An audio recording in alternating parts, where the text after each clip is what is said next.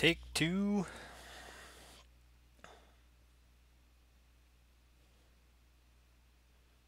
Okay, sweet.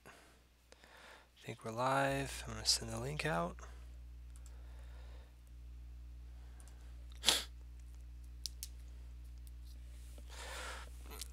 Prepare for a couple hours of doing this.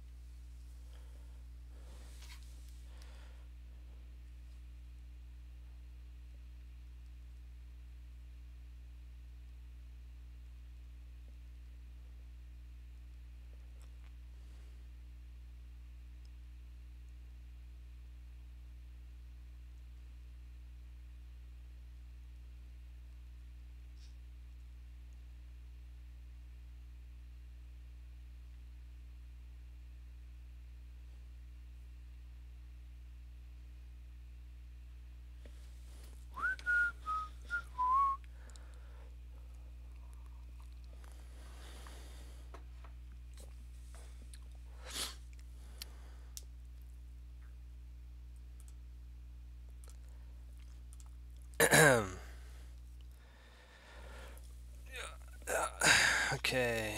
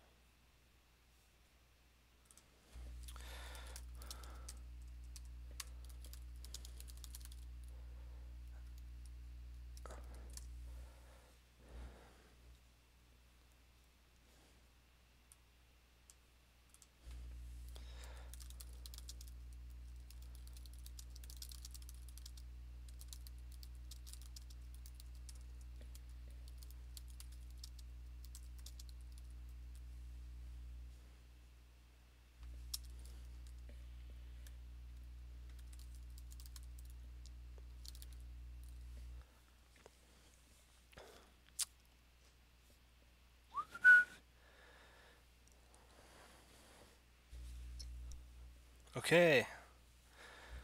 All right. Cool. There should be a. I think we're ready to go. Yep. Okay. There should be like a chat area somewhere on your screen.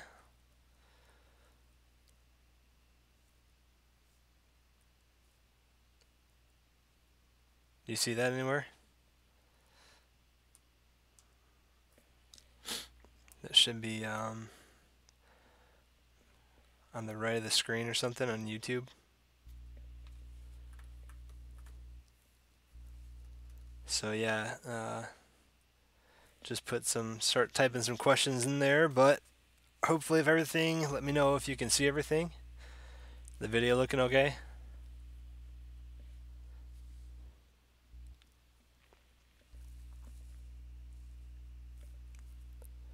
Can you hear me?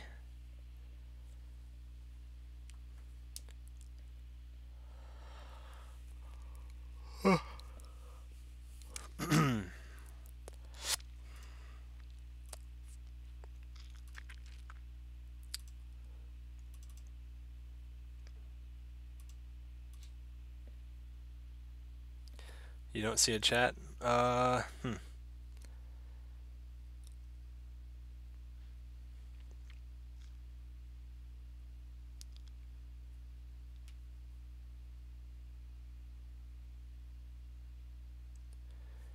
Okay, well there should be like a chat area somewhere to the right. Let me open up a video, a live stream where I think I can probably find out where it's supposed to be.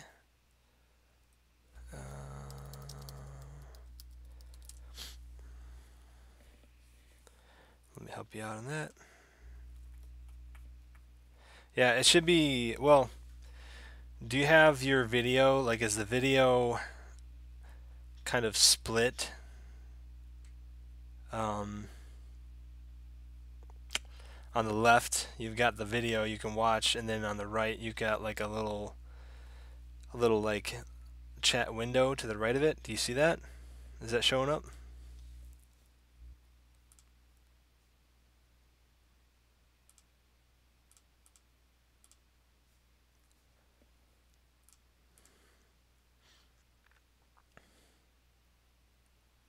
I have live chat enabled, so it should be somewhere on the video page there.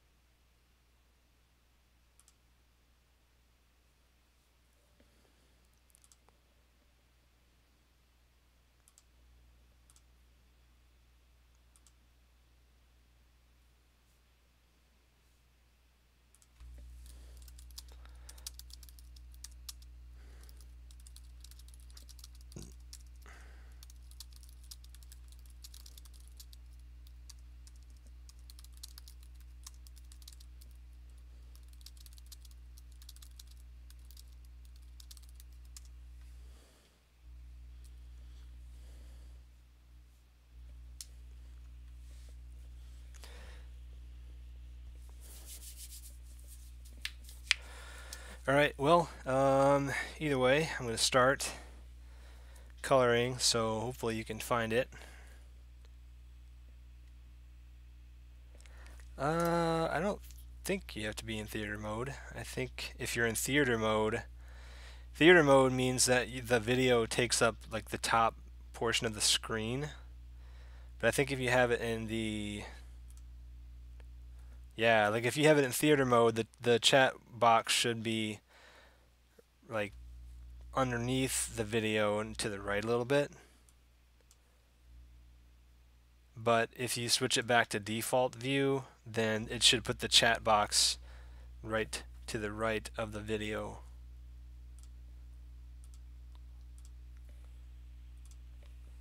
Although that's how it is on my computer. That's how it's looking like for me. So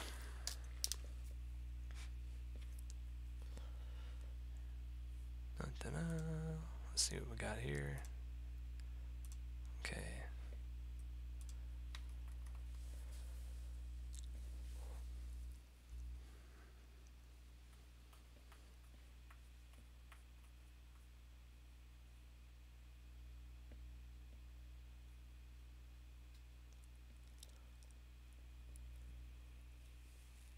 Oh, excuse me.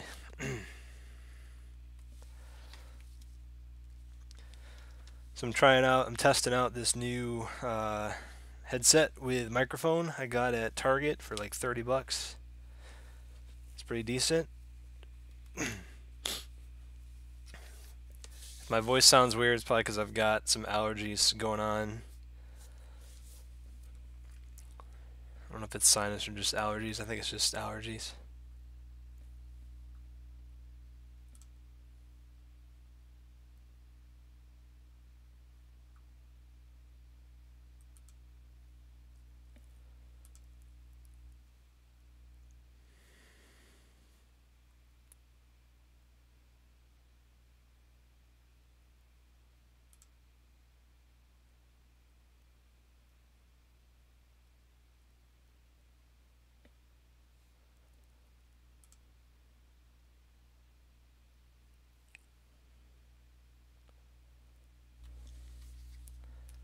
Do you still see the stream?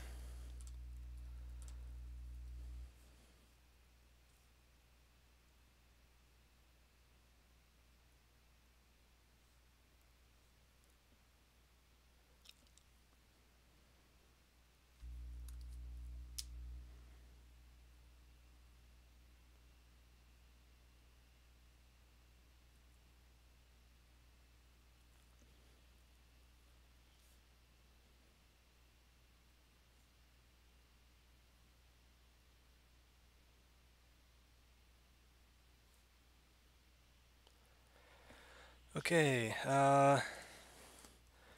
Yeah, let me know if you can find the chat box or not. uh, just type your comments in there, questions and stuff. It'll be a lot easier for me to read it,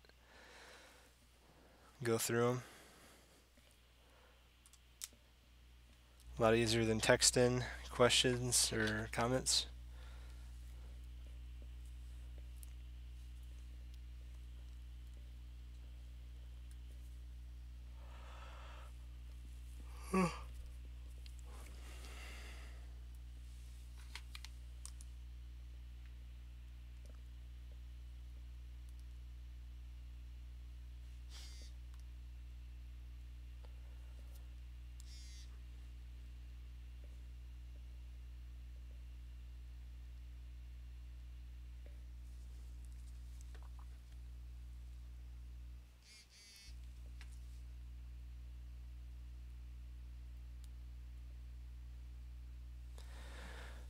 Oh yeah, that's right.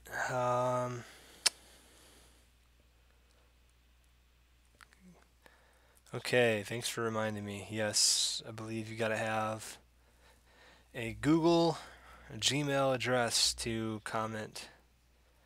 Allow comments.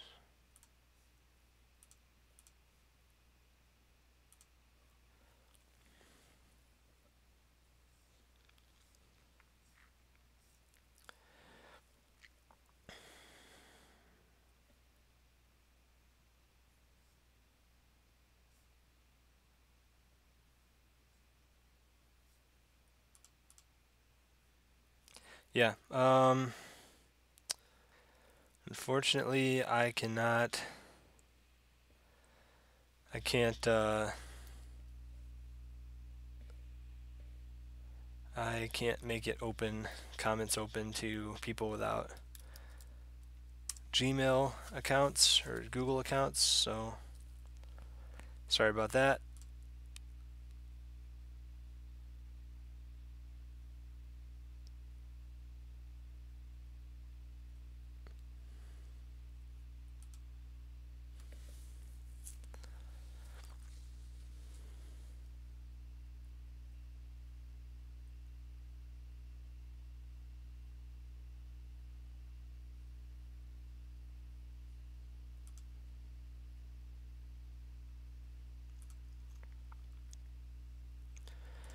Okay, so I open up.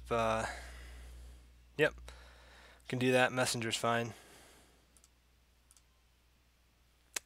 It shouldn't switch over my video because it's just taking my camera input, and then I've got I'm using the laptop over here, which is what I'm looking at over here at this angle, and then straight ahead I'm using my monitor. So I am using Messenger also. So I can use that, but yeah, shouldn't be a problem. Just let me know if there's like any issue with the video or anything. But I'll just reply to messages like that. How do I switch over to just...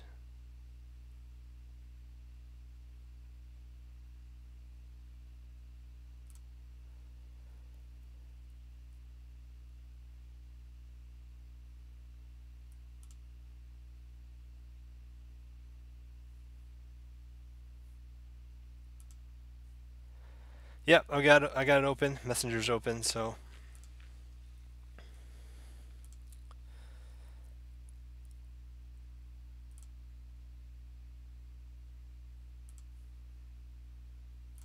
yeah. Can you still see everything okay? Because I can't.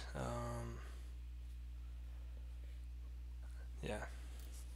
All right. So, okay. Well, I'm gonna start. So what I usually do is I'm doing flatting right now. So this is episode 1112 or 112. So what I've done at this point is I have inked my strip, and again, what I do is each time I do this, I do the pencils. I actually do the thumbnails by hand, and then I scan those in, and then I do the pencils digitally. So I do that right on top of it in Photoshop. And then once I've got the pencils pretty tight, then I will print out on 2 pieces of paper, just like cardstock that I can print through my printer. I'll print that out, and then I will go ahead and ink it by hand. So I'll show you what that looks like. So this is what I've got. These are the 2 sheets. So as you can see, I've got one side, I've got like the 4 panels and the name or the title, whatever you want to call it. And then side 2 is like the other, sheet 2 is the other 4 panels, and the last panel there, which is the little joke or little tagline. So I just go through and ink it. I'm using, what am I using on this? I don't have my pens with me, but I am using a brush pen that I got from Michael's. I think it's a Pentel. It's like a pocket brush pen. It's actually not the pocket brush pen. It's more of like a, it's not really felt. Maybe it's a felt tipped pen, but it's got more of like a point to it. But it's still pretty, it's pretty sturdy, like a felt tip pen. So I just go through there, and when I ink, if you can see that really quickly or closely, when I ink, what I do is I do the characters first, and then I do that for all the panels, and then I'll go through once I've done the characters, and then I will do the background objects, or just like stationary objects like chairs and TVs and everything. I'll do that with a Pigma Micron, which looks like this type of a pen. So it's a more a little bit more precise pen. It doesn't have variation in the line width, so it's really good for stationary objects that I just want them to be like really, I guess, mechanical looking. So once I'm done inking, then I will take those back to the printer, and I will scan that back in to my computer. And once I've got them scanned in, I clean them up digitally. So I can show you how I did that, because it doesn't take that long, and it's kind of part in the flattening process. I just don't want to show inking right now. So I'm in Photoshop. I'm going to open up within Photoshop. I'm going to open up my scanned inks file. So I'll show you what this looks like. I'm not going to do everything right now because I just spent time doing it last night. But so if you can see this on my screen here, I've got should be showing it. Yeah, so this is what it looked like when I scanned it in. And I just kind of rotate this thing, and you can kind of see that the pages that I scan them in, they're at a little bit of an angle. So first thing I do is, you can notice, so this is what I was talking about. When I scan in my inked pages, it's not 100% perfect, so it's not like 100% black and white. You can still see some gradation, some gray. You can actually, if I zoom in close enough, you can kind of see the pencil layer underneath that ink. So all I want to do right now, it actually works really well with how I've got my ink set up for this, is I go up to Image and then Adjustments, and then I choose Threshold. So what this is doing is it's forcing my artwork in Photoshop to be either black or white pixels. And if I zoom in, I can control how thick the lines get. So if I just kind of zoom in, I'm just sliding up that scale a little bit. You can see how thick that those lines can get. And then if I start to go too far, then you can see the graininess that starts happening there. And we definitely don't want that, and we definitely don't want this going on where it's like really faint and fuzzy. So what I have found with this pen that I'm using to scan my inks in, I set it to about 160, and 160 gives me a pretty solid but also thick enough black line overall. So that means like across the board, even if I've got thin lines, they still come in pretty good. They don't get lost. And also, the dark or the thick lines aren't too thick, and there's not a lot of like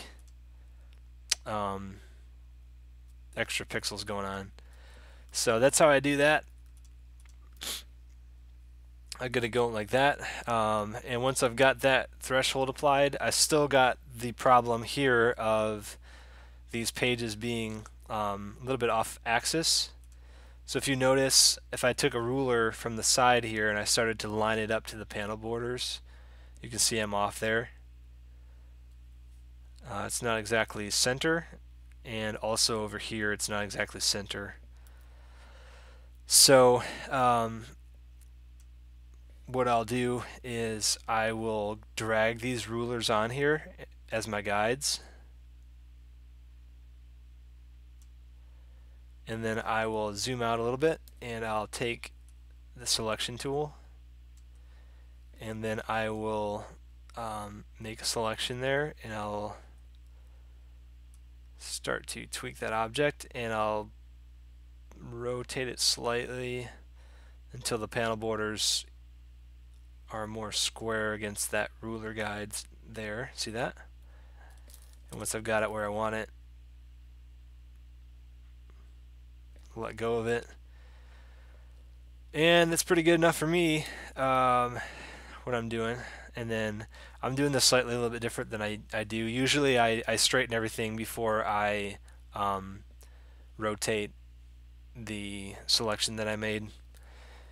Makes it a little bit faster, I guess, and it doesn't add any extra pixels. I think if I zoom in, you'll probably see extra pixels going on. Yeah, you see how I've got some, because it's once you're in Photoshop and you've got an image that's completely black and white. If you try to rotate it, it will add those little tiny pixels in there. It'll add them in there to smooth out the image a little bit. So I just did this out of order. But anyways, that's the idea. I just get the inks squared up, and then once I'm done, I just kind of go through and just cut out areas that aren't supposed to be there. So that takes me a little bit. That's called cleanup. It's not really it's an intermediate type of process phase. It doesn't take me that long. I don't go crazy over it, but anyways, once I've got that, then I will save, and I'll pull this stuff off, these signatures, whatever. Once I've got that, then I will save it as my inked file. So let me just delete that for now. Close that out. And thumbs up. Okay, so I've got my inked file now. So now I'm going to start with what we call the flattening process. So I've switched over to last week's Guten Tag strip, which was finished, and this just gives you an idea of how I set up my files, my layers. So once I've got the ink layer saved, actually I don't do this right now. I open this up in Clip Studio first. So scratch that. Let me close that file out. Don't save. My inks file, that's good. I'm going to open it up in Clip Studio. So, all right. So I was kind of talking about this last time. I don't know if I mentioned it last time that we did this, but I've got a program that is called Clip Studio. A lot of people use this for comics and manga, Japanese manga. And it's pretty good with drawing, sketching. It's got some pretty good tools. And I have not begun to scratch the surface with it, I believe, but what I know or what I've used so far is pretty good.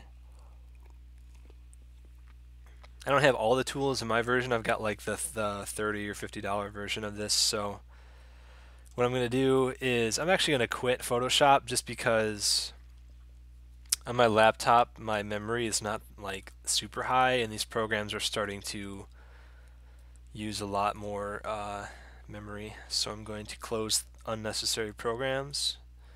But anyways, so I'm going to open up.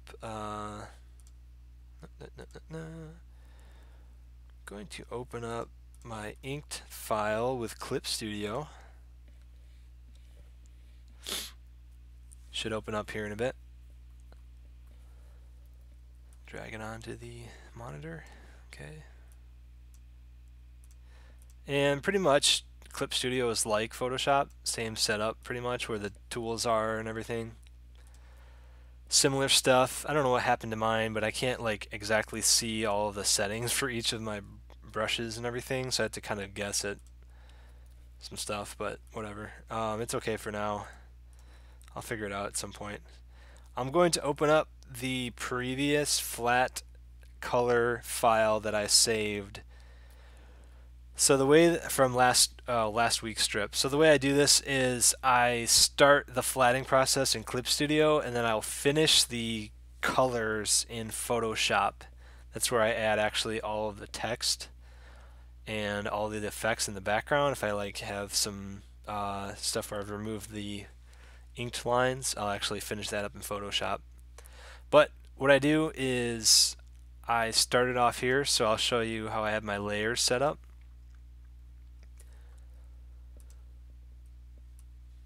So basic thing is I've got where's my inks? Dun, dun, dun, dun, dun. Where are my ink file? My ink layer. There we go. Okay, so this is 112 is this week, and I've got my inked file. So I've got one layer right now, and I want to separate these out into different layers for my flat colors. So let's see here. So I'm going to go to select color gamut, select that background white color, and I'm going to get rid of that. So what this leaves me with is just a black line art layer. Okay, so I'm going to throw another layer on here and just fill it with no, I can't do it here. I'm going to fill this with white. Nope, not brown. So this is a little bit different than Photoshop.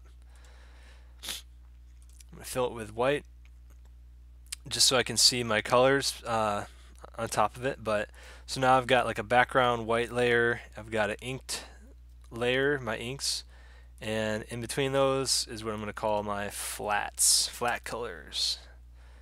Okay, so these guys, you can lock these. I don't really need to. I'm fine, but I'll just do them for now.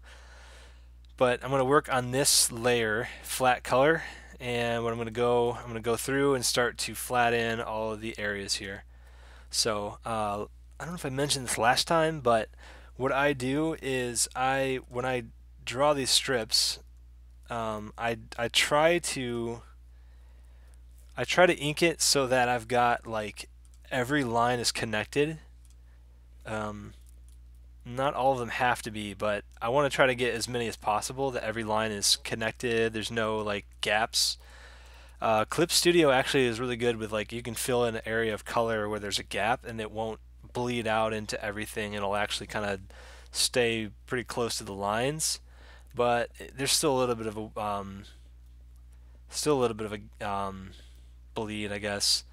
I'll show you what that looks like. So what I'm going to do is I'm going to start flatting or filling in flat colors, and the way that I've got my settings set up in Clip Studio, I've got it so that it will, even though I'm on this separate layer, if I highlighted this layer alone, you'd see there's nothing here, right?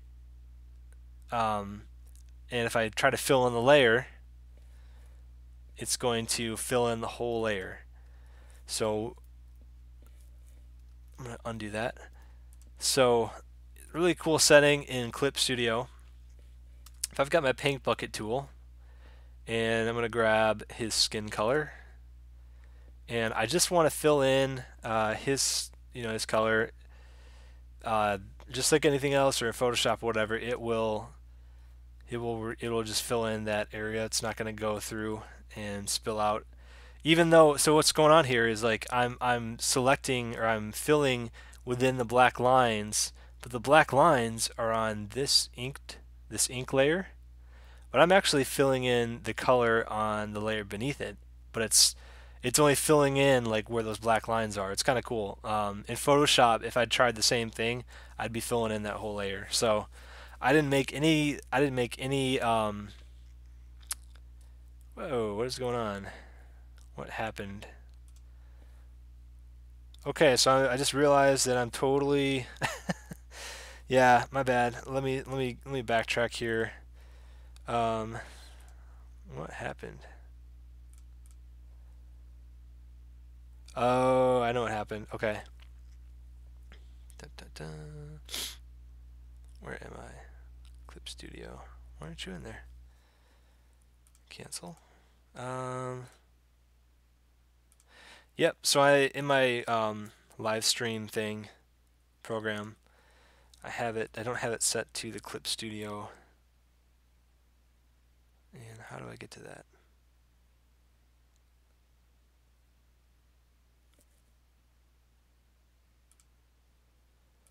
No, not Finder. Clip Studio. What's going on?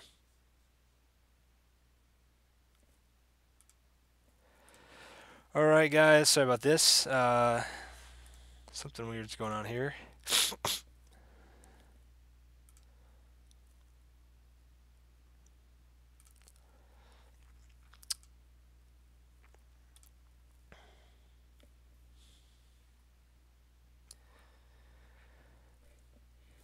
Yes, it's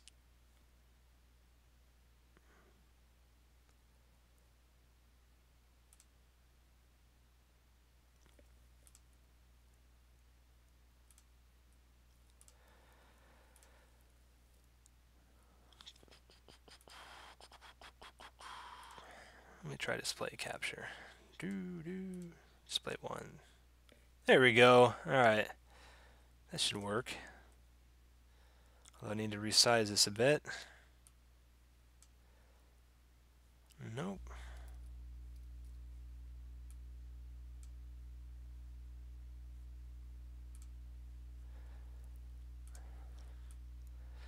Okay, let me explain what happened. That might help out here. So I'm using a live stream program, and you can choose which windows and which browsers and displays you want to show. And when I switched from Photoshop to Clip Studio, it like freaked out and didn't know what was going on. So it was showing you just like my random whatever. It wasn't showing you anything. I don't know if I can resize this. I don't think I can. Why not? I don't want that. Nope, not my face. There we go. So that guy's got to go on top here.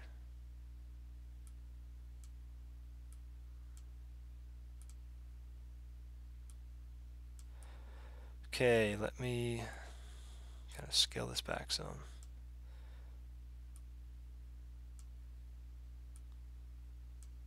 Alright, are we rolling? I think we're good now. Okay, so I just set it to my display capture. So whatever's on my monitor is going to get piped into the stream. So let's see here. Okay, so we're back in Clip Studio. Okay. Alright, let me back up like 10 minutes because you probably have no idea what I was talking about when there was a giant big gray box on the screen there, huh? Alright, so I'm in Clip Studio. What I did in Clip Studio is I took my ink layer and I deleted the white background and I got rid of that, and I left just the inks, and then I created a separate white background layer beneath it, and then in between those two layers, the white background and the ink layer, I created a layer that I've named Flats. right here. So my flat layer, you know, I don't know if I can zoom in a little bit. Might be able to zoom in. But my flat layer is, yeah,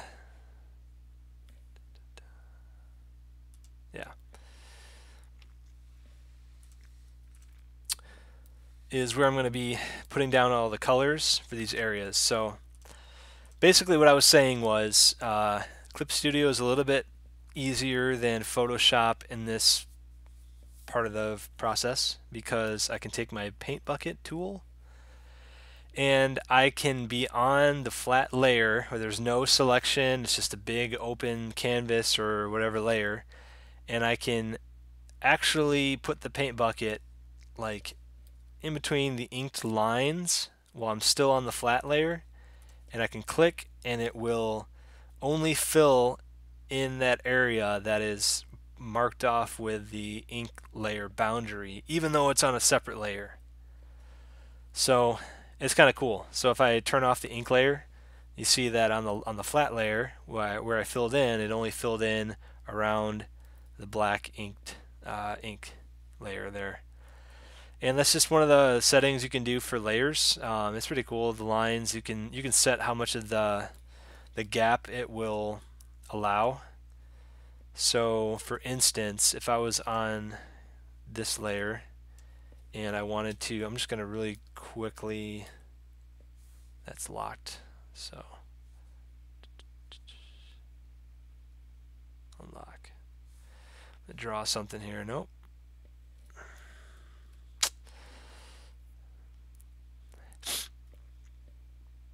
Whoops, messed that up. Sorry about that. The presets, I haven't really changed a lot in Clip Studio versus Photoshop, but so it's a little bit different key shortcuts. But anyways, so this is Clip Studio's like inking tools, and it's pretty good. It's got like some neat lines here or whatever. Just showing you what it looks like. Let me back up here. Anyways, if I drew this shape of a circle or an oval and I left that little gap there, in Photoshop, if I tried to just color that in, like with, if I just try to color it in with a paint bucket, it would actually spill out of that opening onto the rest of the layer. In Clip Studio, you can set it so that it will, yeah, see that? Yeah, so you can actually set it a little bit to, let's see here. Back up, back up.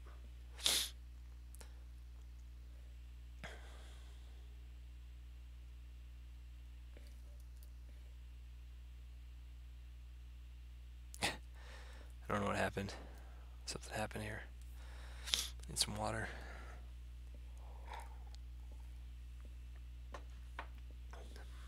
No, messed it up.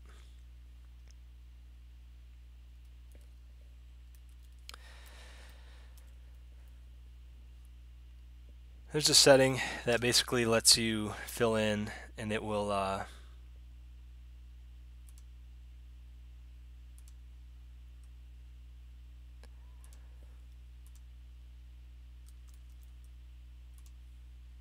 yeah, perfect.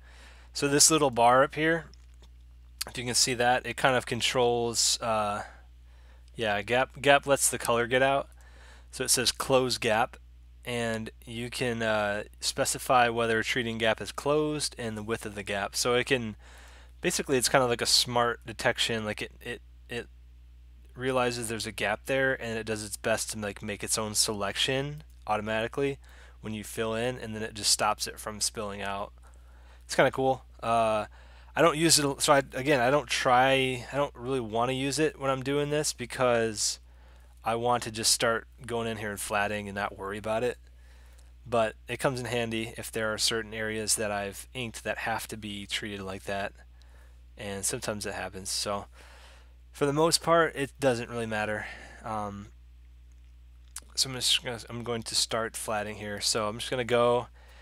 And another thing tool that's cool about Clip Studio is you can click and drag your paint bucket, and then just start dragging it around these areas, and it's filling in the color magically like that. Yeah, look at that. And then I just let go. That's it. Didn't have to do much there. Yeah, you see this? Sometimes when I'm inking, I don't really pay attention to this, but when I actually got to color it in, I got to be careful where I am. Oh, I got to fill that in now. So, um, and the other thing that I do when I'm flatting is I tried to, I don't know if I explained this last time, but it will fill to the, like, not the midpoint, but kind of, it'll fill past this black line. So if I take that line off there, you can see where it's kind of gone past it. If I actually switch the opacity of the ink layer down, just slightly, then you'll see that the flat color has extended a little bit past that edge of the black line, and again, that helps when it comes to printing. However, and this may be a setting that I just need to figure out better, and I haven't taken the time to do so. However, it only extends to the edge of that black line, so now I'm left with these like little areas of white. And I guess it's not a big deal, and I'll probably worry more about this if I need to like print this at some point, if I print this. But I like to just fill that in so it's solid color back there behind the eyes. Like there's really no need for that to be white. I could fill that in, but for now I'm going to leave it because I'm just doing this digitally, and I'm going to put it on the web, and the web does not really care about that. So I'm going to go through. Feel free to ask questions if nothing is really making sense, or if what I'm talking about doesn't really make sense. Another thing that happens when I ink is sometimes I'll get like my line will go over the line, and I'll just kind of leave that in there. So I was inking this line, then it went over the panel border, but I don't really care. I guess it's fine. It looks like artistic, or it looks like I meant to do that, and it's something that shows I did that by hand, so I want to leave it in there. But sometimes this happens where I've gone like the couch, the line here on the couch accidentally went over his arm, and I'll take that out because it's like that shouldn't be there, and it destroys the fact that he's in front of the couch. So I want to get rid of that. I don't see it all. Oh, see it down there too. Yeah, let me get rid of that. That's okay. I don't mind editing that type of mistake. But some of these smaller ones where like the lines are crossing over the panel border, that's fine. So let me go through here, and I'm just going to start flatting. But before I do that, I'm going to save this file as a PSD, or Photoshop file. Clip Studio reads and recognizes Photoshop documents, which is really nice and handy. So I'm going to save it as that. And what it does is it saves it in the same Photoshop file format so that I can open it up in Photoshop, and it will keep all of the layer formats that I've set up in Clip Studio. You had a question about color. So how do I select the same color from episode to episode? What I do is I've already got my swatches set up for the characters and some of the backgrounds. I've got some neutral colors for the backgrounds. So I've got like a color palette over here. I wonder if I can move that a little bit so you can see it. So I've got my swatch set, and I just have a swatch set up for Lex and Rector. I'll just use those. What I do is I will go through and I will match things up from previous strips, previous things, and I'll just select the same color. So if I know I've got a chair, I'm going to pull up the last episode where I had a chair in there. And I'll just, and I'll go through there and grab the same color. I haven't taken the time to set up like a master swatch color setup, color swatch thing, library, but I might do that at some point. It might come in handy. No, we're good. Okay. I think actually that is the remote. Yeah, so I'll just grab a gray color for now. No, let's get a gray. Oops.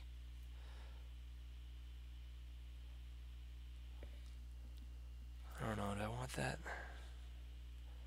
That'll be fine. Did I save the color in the file? No, I don't. Well, you can save in Photoshop. You can save your swatches. You can save that as a separate file. So it's a template or a palette. You can save those, and then you can actually open them up elsewhere, or open them up again in Photoshop, so you don't have to like keep picking the same swatches. It's called an ASE file. I don't really have a big use for them right now for what I'm doing at work. Sometimes I use them, but so I like when I flat. I like to do like one thing at a time, right? One color at a time, if possible. So for now, I'm just doing Lex. He's first. That way I don't forget something. And just makes it a little bit faster, I think. Again, sorry, please forgive my voice if it's like scratchy or whatever. My throat is starting to feel itchy. I don't know if it's allergies.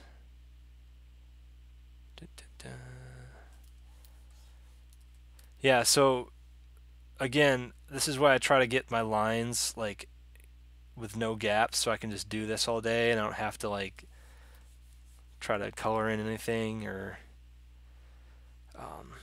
do any editing. As little editing as possible is great.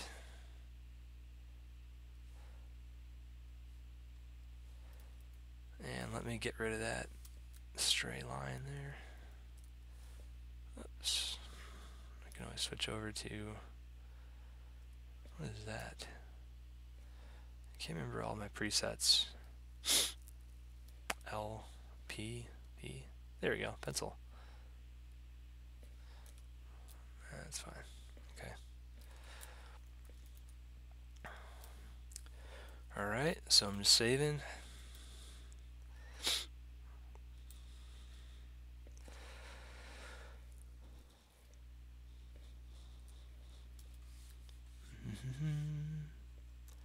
So Rector is only in 3 of these panels. Oh yeah, you see that, guys? Sometimes this makes it, that gets in there, I'll just erase it.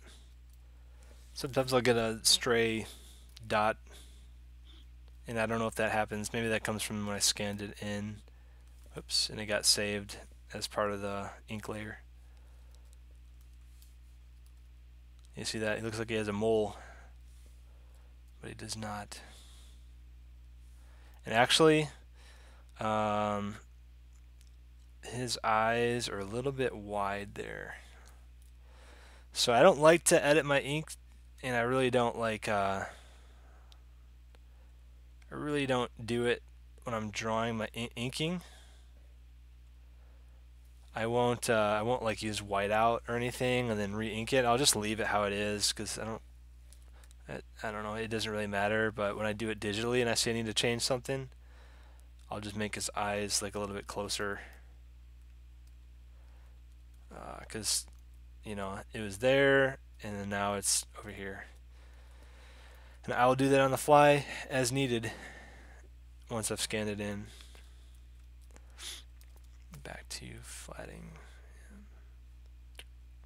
Cool.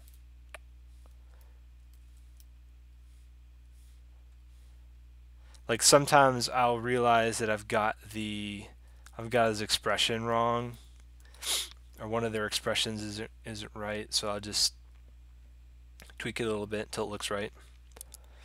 So okay, so that's pretty quick for them. I don't always try to make it really simple, but this is a pretty simple setting. They really are not changing position or scene very much, so I don't have to like use too much brain power. Okay, alright. So, good question. How do I pick the right color that I used before? So what I do is I spend a little bit of time trying to find the same scene that I used last time for this room, which is like the room where he watches TV, I guess. I don't know what you want to call that. No, don't open up Photoshop. I accidentally opened this file in Photoshop, so.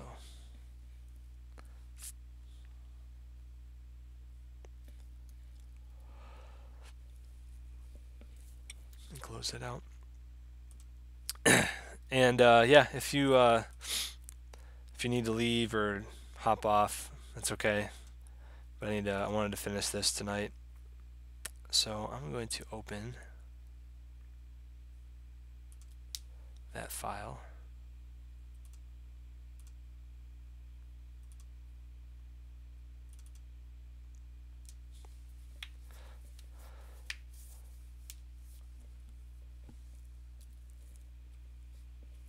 Oh, excuse me.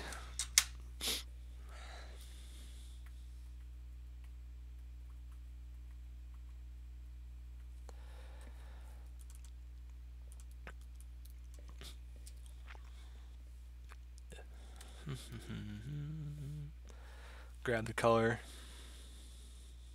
Oops. Jump back in here.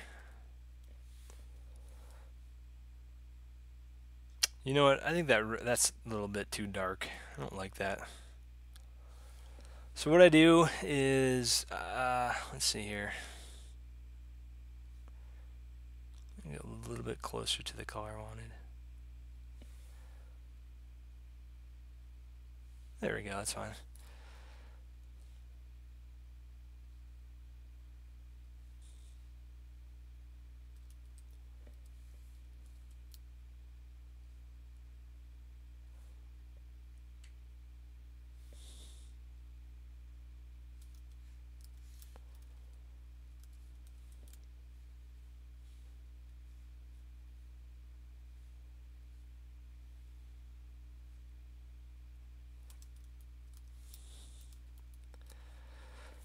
Sometimes this can take not a lot of time to do this flatting process.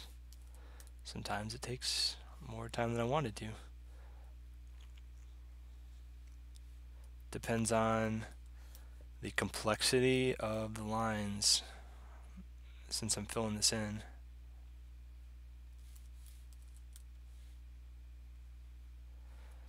Flatting is, I mean, it's, I don't know what you want to call it, like the least creative part of doing this. You're just plopping a color in there, but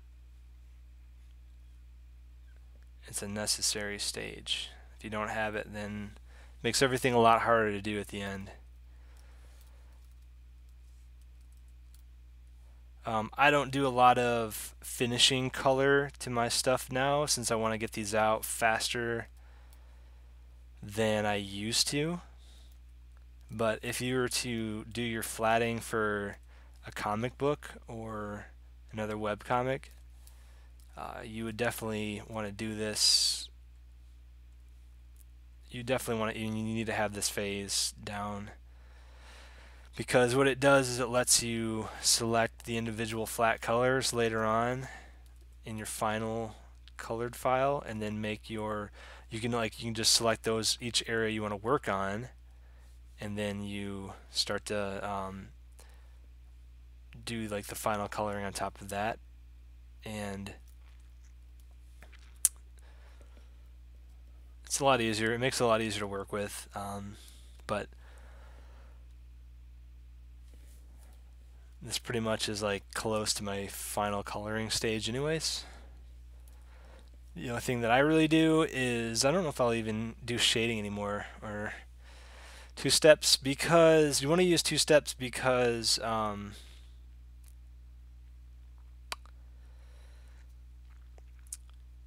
in case you mess something up or you don't use the right color, or it just makes it a lot easier. If you like, especially in Photoshop, you know, you're using pixels, so if you start to have a lot of gradation between pixels, you can't easily select areas of color that easily, or that quickly. But if I'm in Photoshop, or and I think even in Mongo Studio, you know, I can select an area of color based on the fill color, and even Where is it? Where's my settings here?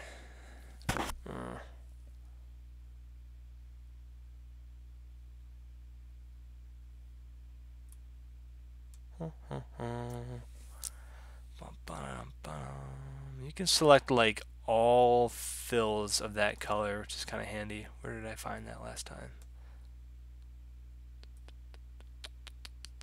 I don't know where that is. But so like if I had all the areas on the page, the green, like the green color, you can select those. You can select one of them and it'll select all of them. And then I could do like just my coloring on those layers. I'll show you when I get into Photoshop. It's easier than Manga Studio. But you want to do 2 steps because the 2 steps will let you go back a step if you need to. Like if you need to edit your color, it's just a little bit easier to get back there without like, okay, now I've gone too far. It's harder for me to get back to what I had originally. It's just a way to separate things out, and you can like, if I was in Photoshop or Clip Studio, I mean, I can grab, I'm starting to put some stuff on here. Oh, sweet. And actually, what I'm going to do, so I'm going to select, I'm on the flat layer, right? I'm on my flat layer, and I've selected just that section of his body. I'll make a new layer, and I still have that selection, and I'm just going to put some stuff on there, like, oh man, I don't know if he's bleeding, what's going on there. But I can paint on top of that, and then if I decide I don't want that, or I messed that up, or I don't really know what the heck is going on here, I want to get rid of that, then I can just delete that, and I've still got that flat color layer underneath it. I haven't destroyed it, and I can still use it for anything else I want to. So it's a way to basically save you time and energy. I don't know what the analogy is in painting. I don't know if there really is an analogy. You don't really tend to do that in painting, do you? Especially not with oil paint. Yeah, flexibility, I guess. Yeah. So, makes it a little bit flexible. Well, I mean, like in painting, right? If you wanted to change something, you can't like undo, Control Z. You layer many times when you paint. Yeah. But what I mean is like you can't really step back. Like if you had your flat color on something and then you started painting on top of that for an object like a boat or a mountain, and then you realized, oh, I made this too dark. The only solution for you is to keep adding, right? If you're doing acrylic or oil paint. Actually, acrylic, you have to keep adding. Correct? You can't like remove, or you can't go back a step. Oil paint, you might be able to like take, if it's still wet, you can still like scrape it off, or you could go back. Yeah, you can't back up as easily. Oil paint, you can. I mean, the only time that I ever oil painted was at college for like 2 months or something. But at least then, if you thought like, oh, this doesn't look right, you can kind of like scrape it off and then start over a little bit. Oh, okay. Sometimes a wash. Yeah. Yeah, but this is like digitally. That's the way that people work. That's how a lot of people will work because it's just you can go back, you can go forward.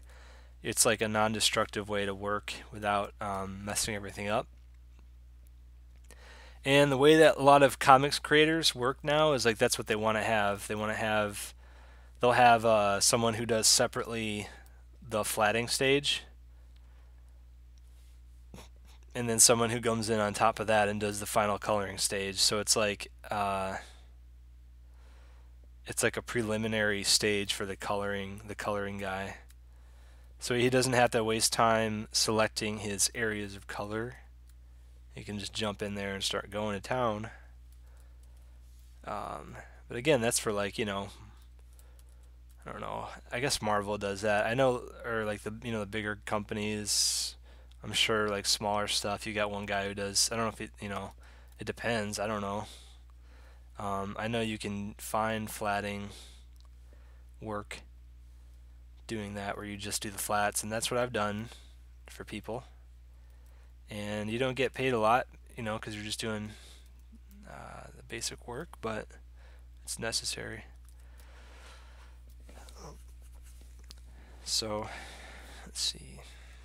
I learned how to do this through watching or going through a tutorial by Kazuo Kibuishi, the creator of Amulet, the Amulet series.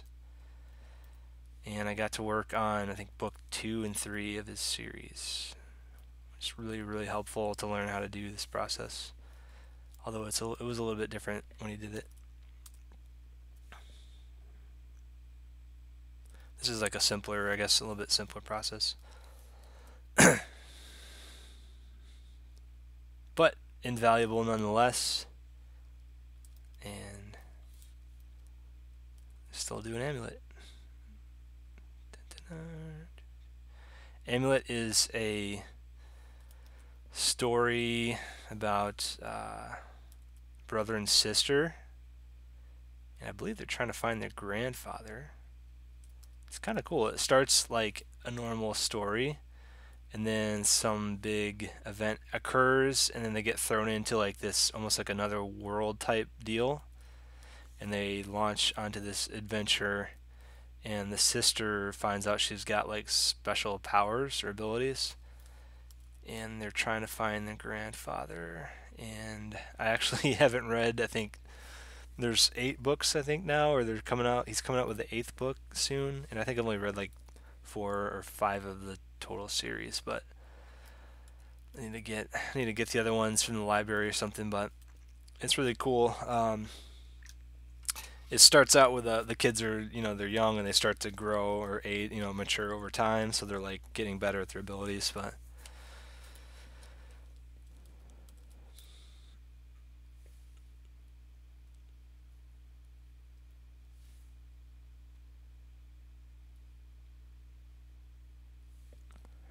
I think next time I might try to see if I can get someone to, or get you to use your microphone or something. I don't know if that's possible. I'm gonna have to try like a Google Hangout. The only thing with Google Hangouts, I don't think well, it's using like your webcam, so I don't think I can do the same thing that I'm doing with YouTube here.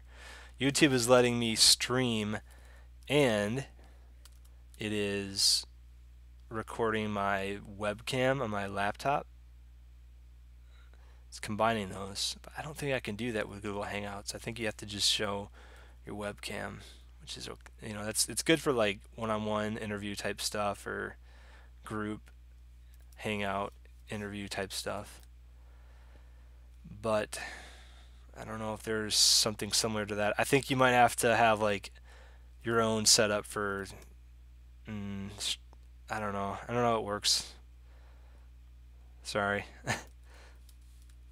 Sorry about the Google thing too. Yeah, so you gotta have a Gmail address to comment. Maybe they just assume everyone's got one, so they didn't give it too much thought.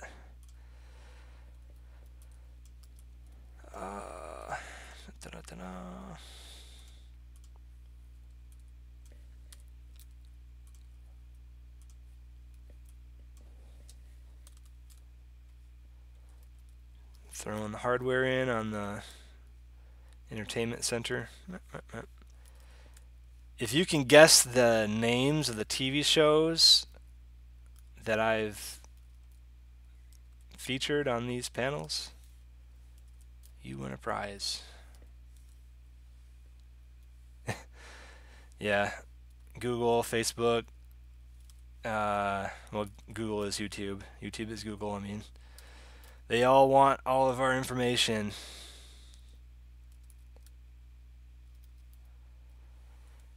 So I don't know. I know a guy from Facebook was Senate hearings this week or something. I have not been watching those. I don't have time to watch that, but if you have, I wonder how how revealing that was. There's like, I've heard reports of people saying, oh, like, if you've got Facebook open or if you've got your phone on, like they listen in on your calls and then they'll tailor their ads based on what you've talked about on the phone. And that's, I feel like that's nonsense. Just from like what I know about remarketing ads, Google remarketing ads. Um, I think what's going on is like, wherever you're on a website or whatever your behavior is, that's tracking. Like if you're logged into Facebook, um, and you go to some site, like just randomly, maybe you're like looking up, I don't know, like tennis shoes or something, and then you go back to Facebook. I guess the easiest way to explain it is like that information gets shared between the website that you went to and Facebook since you're logged in, and it just kind of like syncs up, and it's like, ooh, maybe you want to buy these tennis shoes. So I don't think it's like they're not like I don't think they're eavesdropping. Although I wouldn't put it past them because I guess they've the whole thing going on right now with that company, but a scandal where they're I don't know what's going on completely, but it sounds like they've mined some information. But anyways, I don't think it's like super shady like that. I think it's just slick technology that they use to market. They use to track information on you. It's not like they're like wiretapping your phone. I don't know. Maybe they are. There's some story we read years ago where it was like everything that you're doing is being recorded somewhere and it's just being archived. So everything you're everything you're doing on like your phone or the internet or something. So.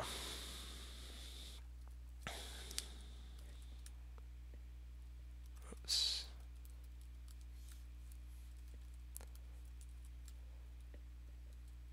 Dun, dun, dun. Let's see.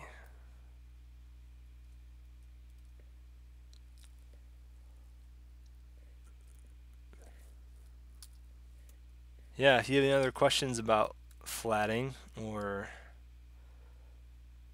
I guess what else I do with my strips, my comic strips.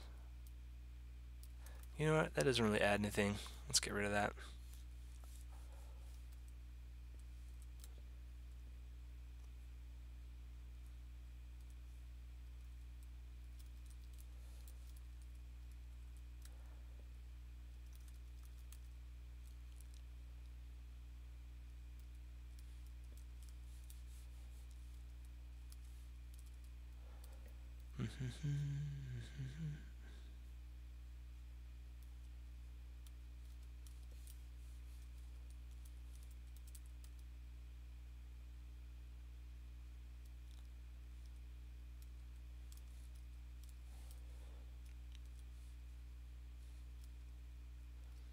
This looks like a little ghost on the TV screen there. It's not.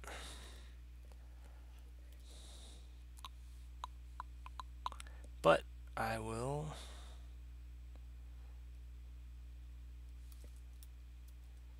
It's not what I want.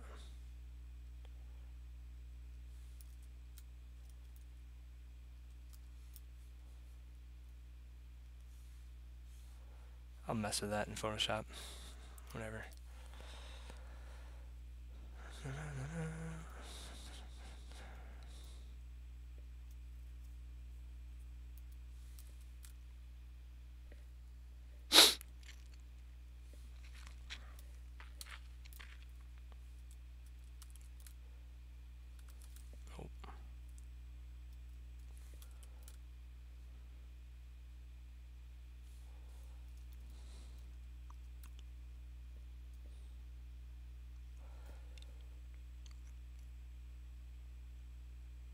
Yeah, I really don't have like. I'll just pick, I guess, colors until I like how they're working together.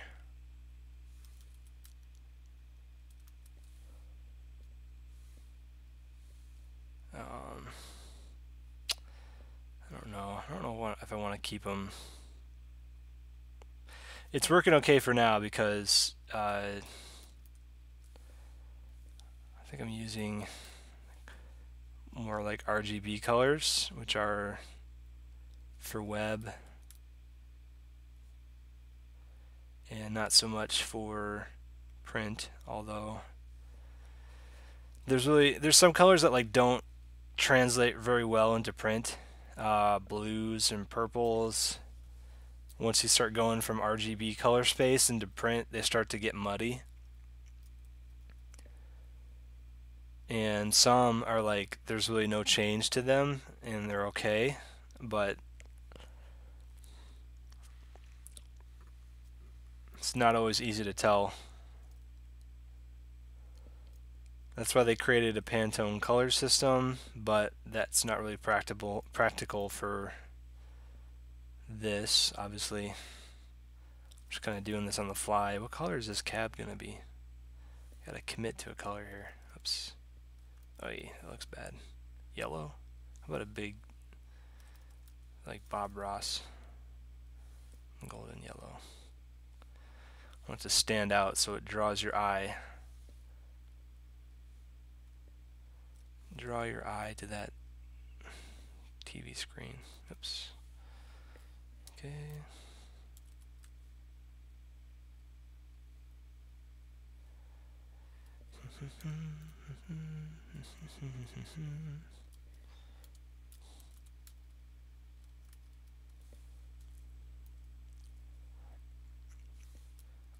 Just trying to like make up my own version of like these cable shows like TSLC or not TSLC, TLC or off-road trucking,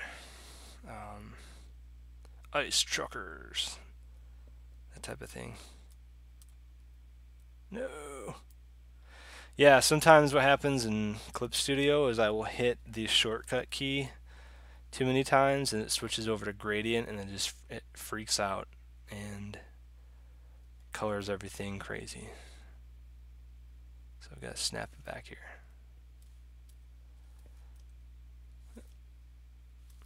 I'm gonna make a dirt road. He's on a dirt road. Oops. Yeah, there we go.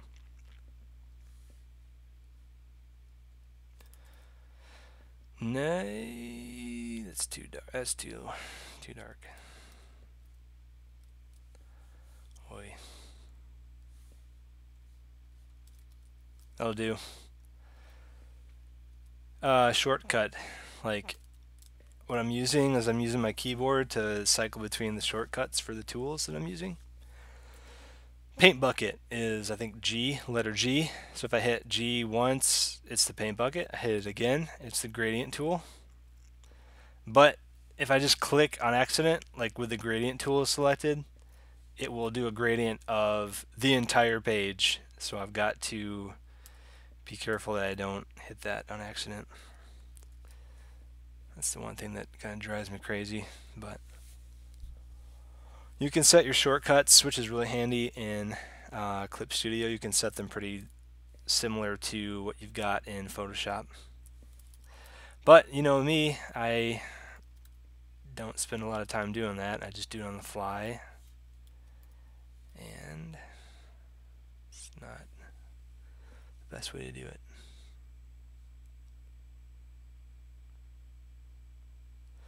Let's make this person like an olive. There we go.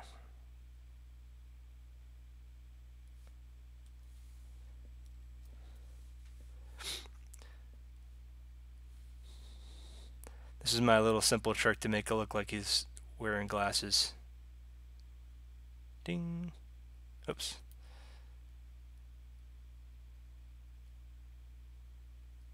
Yeah, that's it.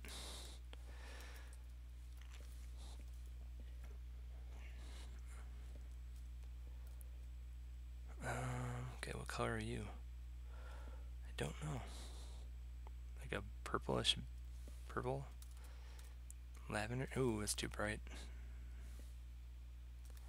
She needs like a... No, that's way too... green. No, I want like a blue or something. No, red. Pinkish, lavenderish. Yeah, that's good.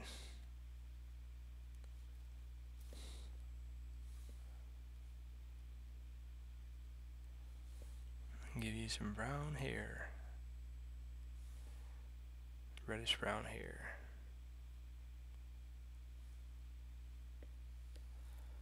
Oh, my video is unavailable. Yeah, you know what? I don't know if it's just like the streaming quality or the stream strength signal, whatever. It might fluctuate, and I don't know if that's because of my computer, like the memory at any given time, or if that is actually because of my internet speed. And if it's because of my internet speed, I apologize. It could be that somebody else is using Netflix or something else.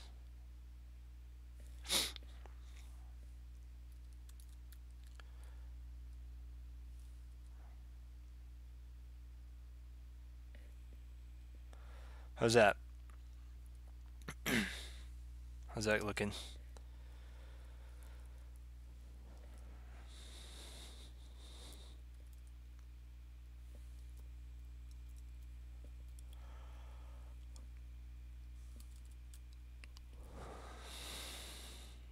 No, we need like a rich color in the background. Or I mean like a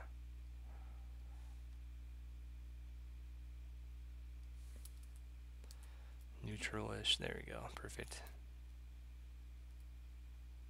No, it's too close to her skin color.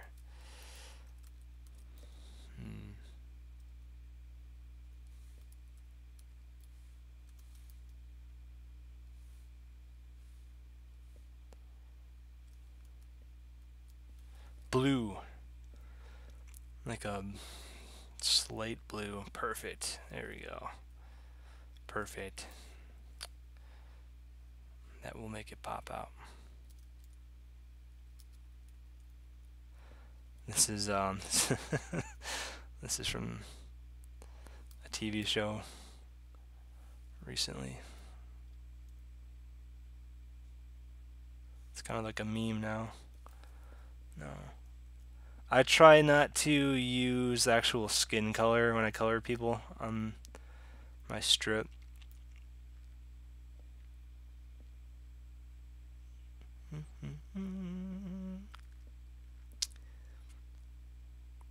And I don't know why, I just kind of like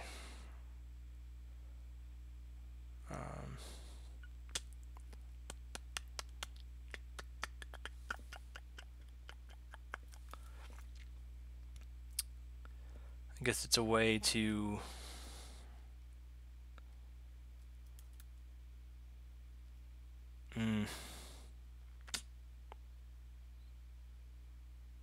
it's almost like The Simpsons maybe, right? Just make it like stand out. Like they're people, but they're not people. They're kind of like alternative. I don't know.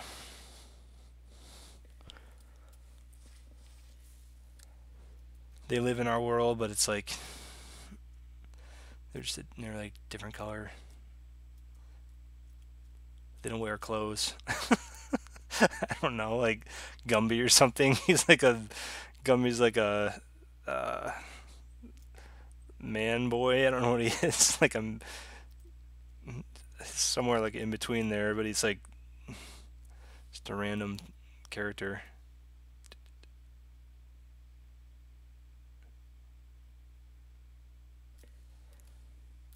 Oi.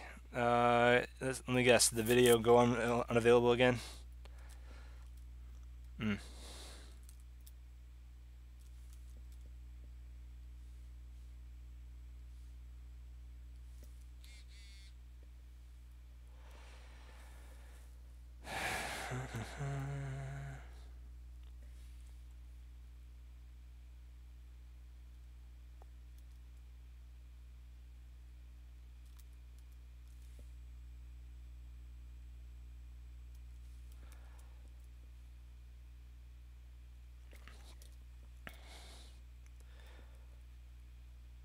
Okay, let me know if it's back or not.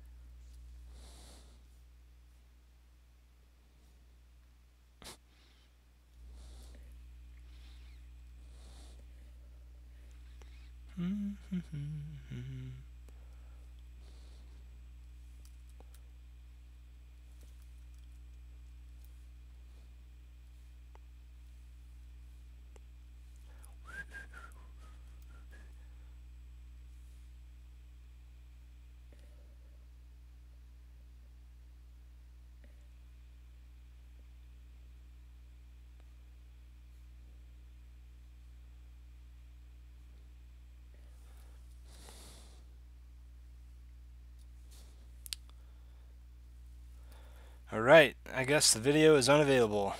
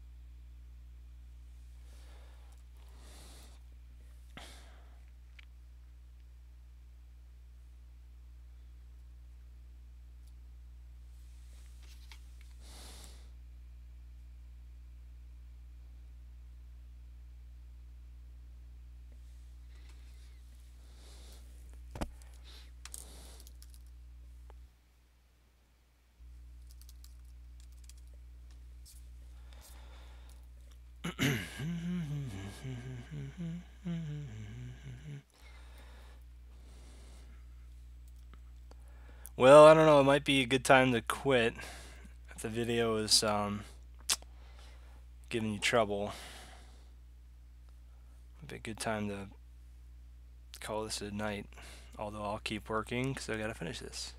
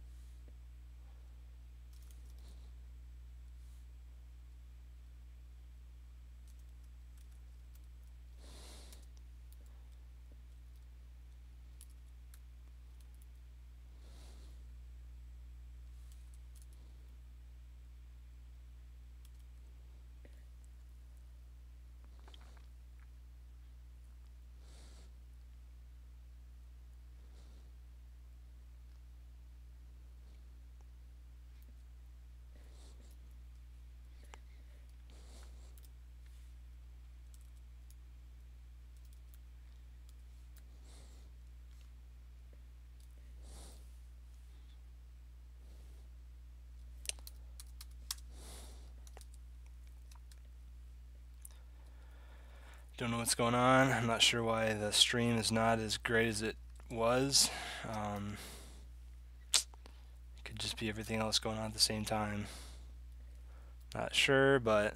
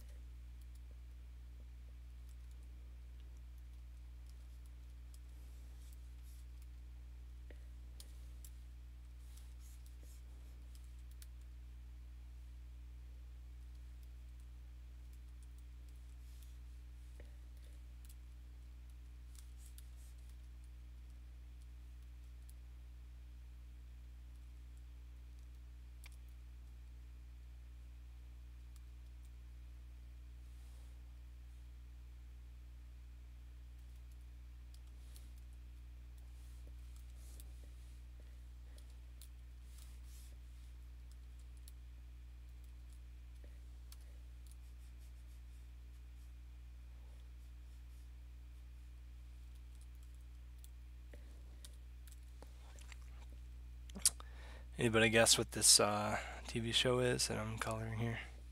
Or movie, I guess. It's a Filipino movie from the 90s. I want to watch it. I've heard about it. My wife told me about it. It's like a ripoff of E.T. or something. Koke. Koke.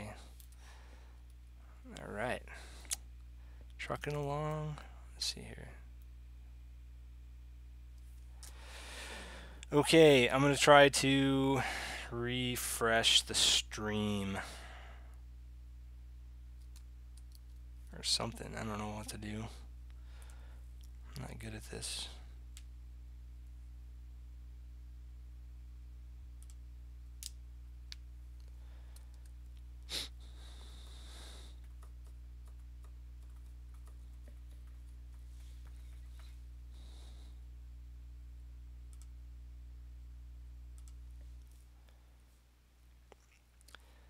Yeah, the video appears to be up for me.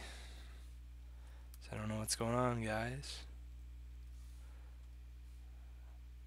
Just because it's up for me doesn't mean it is for you. So, sorry. Sorry about that. Well, that's part of the chicken. Chicken joy. My wife is from the Philippines, and they have this restaurant called Jollibee.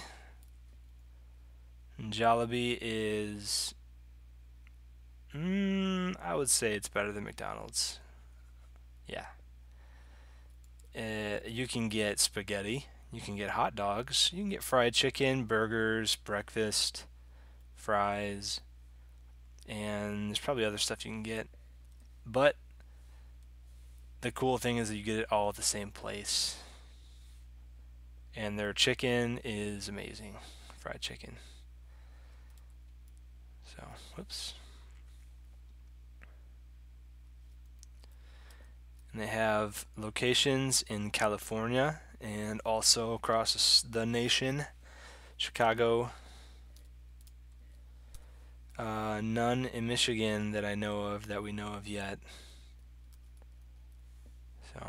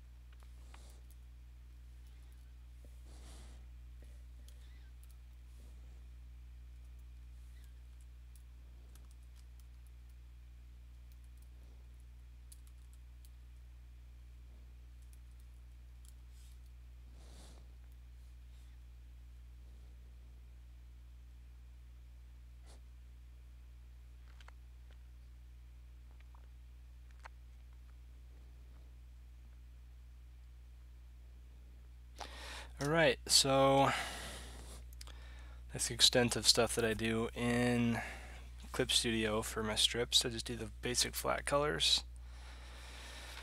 And yeah.